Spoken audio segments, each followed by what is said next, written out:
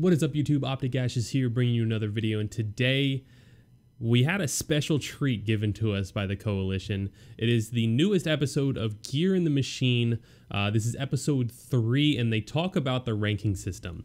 Now, for those of you who have been subscribed to me for a while, I've been following my videos, I've talked a lot about the ranking system and my disappointments with the current matchmaking system in Gears of War. So this is a 4-minute and 5-second video. I have not watched it yet, but hopefully they're going to give us some insight as to what they were thinking with the matchmaking system, maybe some things to look forward to for the matchmaking system. I honestly don't know. I've been trying to stay off and away from people talking about it on Twitter. It just came out like a few hours ago, so we're going to watch it for the first time together. You guys will see my reaction, and I'll comment on it as we go through it. So without further ado, let's get started.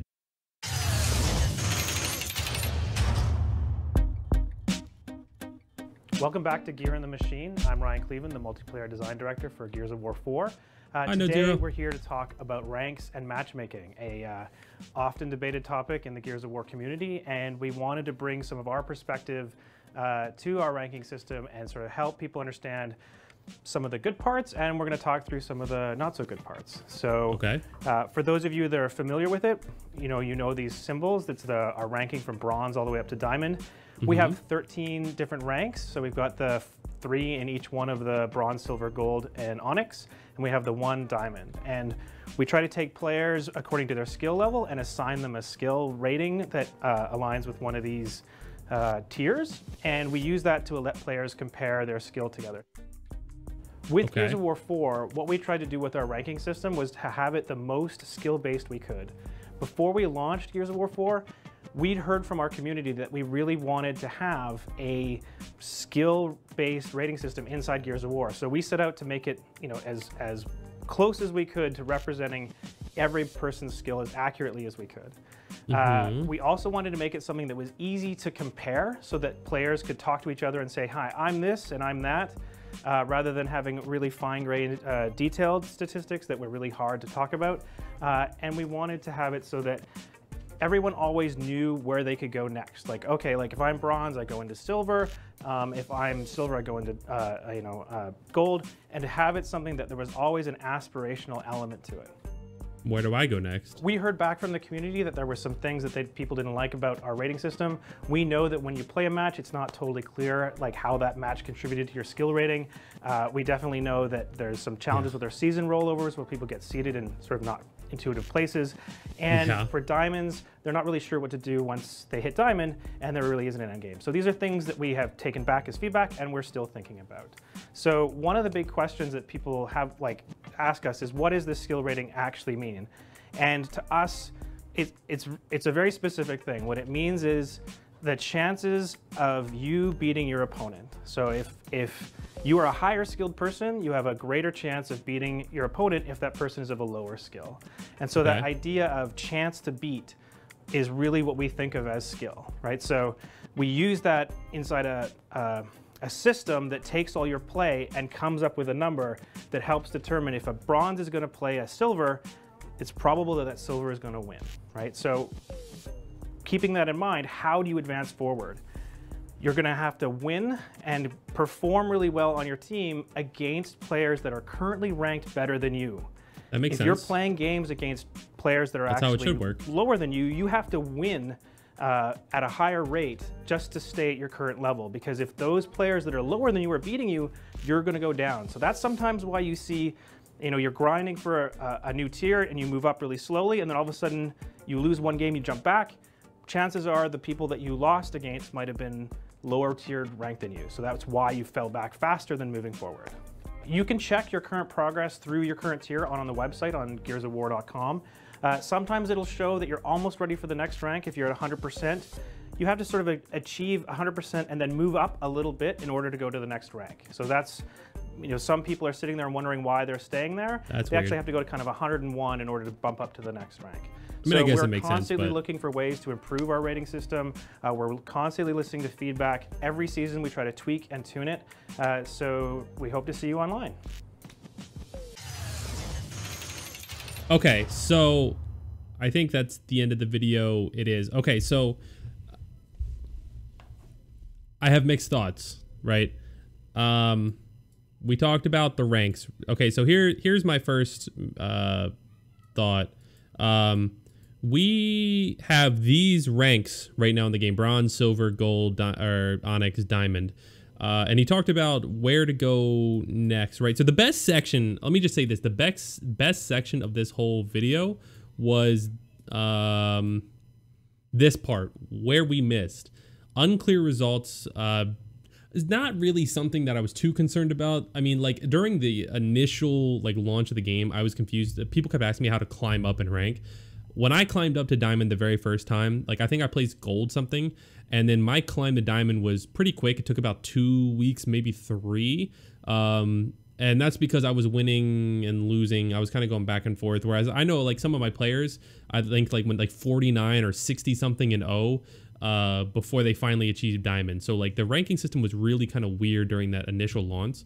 And I didn't understand how it worked until I figured out like the more I played for like points, you know, capping hills and just getting as many points as I could, the better I was improving my rank and the faster I climbed up to diamond. So I don't know if that's still true, but he does kind of explain it a little later on, which is good. I know it's a big question the community has. The season seeding thing has been one of my constant complaints. We're in season 2 right now. So season 0, the preseason, I had to climb to diamond, right? And that was fun. I was getting on with a purpose and climbing to diamond. It was fun seeing that growth and that progress, and making like me try harder in ranked matches. Since then, let's see, going into season 1 for my placement matches, I think I went 1-4 or 2-3, and I placed diamond. And then for season 2, I went 4-1, and I placed diamond. So the season seeding thing, definitely really weird. And the problem with that is it ties into this next point where they missed. There's no end game for diamonds. So like, according to the rank skill matchmaking, I'm as good as any of my players because I'm the highest rank. I'm one of the best players in the game. Because there's currently no leaderboard or no tier system above diamond that'll help recognize like the top of like the best of the best, right? It's just it's almost like playing an RPG. Like you just have to grind your way to get there and like achieve like, you know, wins and matches to get there, but it's not like competitive. Which is where you're going to see people stop playing the game. The game loses its replay value. There's no purpose to get on and grind because there's nothing to grind for once you hit that point. It just stopped. It's like you're waiting for the next WoW expansion. Yes, I know this nerdy reference. I don't play WoW, but you guys get the point. So it's good that they recognize it, though I will say this game has been out for over a year, and the fact that nothing's been done about it is a little bit disappointing. I like the fact that they explain how the ranking system works.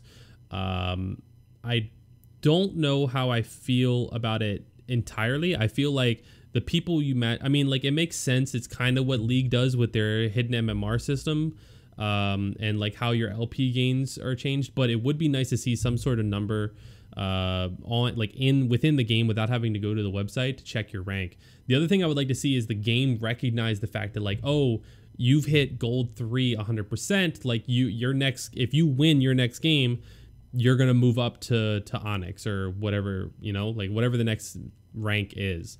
That would be cool to see that happen in game, like some sort of celebration so that you can feel that sense of accomplishment for reaching that point. I mean, honestly, that's kind of the main point. This whole thing where they're talking about their rank goals, the game is not currently skill-based. I feel like it's not skill-based. I still have games where I'm matching up against people that aren't diamond pretty frequently. It is easy to compare, but there's no point in comparing. Like, I'm never going to say to somebody, oh, like I'm a diamond Gears of War player, because there's that rank holds no weight. Like I said, that's like saying that, oh, I'm a level 78 whatever in some RPG. All that means is I've just played the game a lot. It doesn't mean that I'm necessarily good at the game. So it doesn't hold that weight that makes people want to compare. Like, I'm not going to go look for people to play with based off the fact that if they're Diamond or Onyx 3, because it doesn't matter. There's silver players who are just as good. Always aspirational. Again, like, clearly fell short there when you, like, if they know that there's no point past Diamond, but they want it to always be aspirational. I don't know where they were with that one. What I would like to see is a top 100, a top 50, a top 25 leaderboard of some sort, or even just another rank above that's competitive, that is that top 100, and you try to maintain your spot in that rank, or top 50. Make it top 50. Make it called championship tier or MVP tier or all-father tier or something, so that I want to grind for that tier, and then I need to maintain my spot in that top leaderboard in order to get the reward at the end of the season that one of 50 people are going to get. That is what needs to happen to make the game have replay value, to make there be purpose in ranked matches, and to make the ranked matches actually competitive and worthwhile. It's also going to make the pros want to play it more. They're going to want to get whatever that awesome skin is for being one of the top 50 players in the game. So, and I feel like that's not terribly difficult to add, but then again, I'm not on the back end, so I don't know. But I feel like with it, you know, the game's been out for a year. At some point, like, that should be something to be considered coming soon. You know what I mean? Like, that should be something that happens more immediate compared to some of the other changes that we might be making. Overall, it's a good video. I would recommend you guys give it a watch. I will put a link down in the description below so you can check it out for yourself. And make sure you go back and watch the other Gear in the Machine episodes.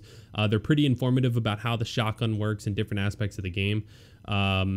Guys, I hope you enjoyed this video. Make sure to leave a thumbs up and let me know in the comments down below what you think about this series from the Coalition, and what you think about the matchmaking system. Do you share the same opinions as me? Just let me know. I always read the comments, and subscribe while you're down there, guys. I appreciate the support, and I will see you all in the next video. Go.